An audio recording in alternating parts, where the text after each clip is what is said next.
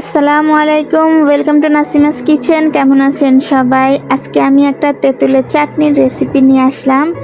এই চাটনিটা আপনারা বিভিন্ন চাট, চটপুটি এবং সিঙ্গারা, সমোসার সাথে খেতেও খুবই দারুণ লাগে।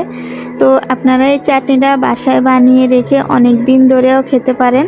তো কিভাবে চাটনিটা বানাতে হয় চলুন দেখি। প্রথমে আমি চাটনি বানানোর জন্য এখানে আমি 300 গ্রাম নিয়েছি তেঁতুলটাকে আমি রাতে পানিতে ভিজিয়ে রেখেছিলাম। তো এখন দেখতে পাচ্ছেন তেঁতুলটা একেবারে নরম হয়ে ফুলে একদম সফট হয়ে আছে। তো এখন আমি হাত দিয়ে কষলিয়ে তেঁতুলটা আলাদা করে নিব আর আঠিগুলো আলাদা করে নিব। তাই তো আমি তেঁতুলের গাঁটটা আলাদা করে নিয়েছি। এখন আমি একটা হাঁড়িতে ঢেলে দিব। তো এখন আমি চুলার জালটা হাই হিটে রাখবো। তারপরে আমি এখন দিয়ে দিব এখানে গুড়। আমি এখানে হাফ কেজি পরিমাণে গুড় দিয়ে দিব। আপনারা চাইলে এখানে চিনিও ব্যবহার করতে পারেন।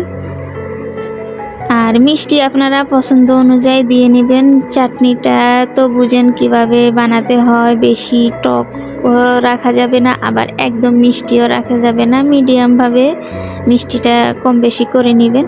তো এখানে আমি কিছু মশলা দিয়ে দিব আমি 2 টেবিল চামচের মতো চাট মশলা, 2 চা চামচ দিব ধনিয়ার গুঁড়া, আর 1 টেবিল চামচ দিব ভাজা লাল মরিচের গুঁড়া, স্বাদ অনুযায়ী দিয়ে দিব লবণ। আর এখানে আমি 8-10টা দিয়েছি আলু বোখারাটা এই চাটনিতে দিলে চাটনির টেস্টটা খুবই দারুণ আসে। তো এই তো এখন আমি খুব ভালো করে এটাকে জাল করে নিব। তো জাল হয়ে যাওয়ার পরে আমি এই পর্যায়ে দিয়ে দিব ভিনেগারটা অবশ্যই দেওয়ার চেষ্টা করবেন। ভিনেগারটা দিলে চাটনিটা অনেক দিন ধরে ঘরে রেখে খাওয়া যায়, চাটনিটা নষ্ট হয় না।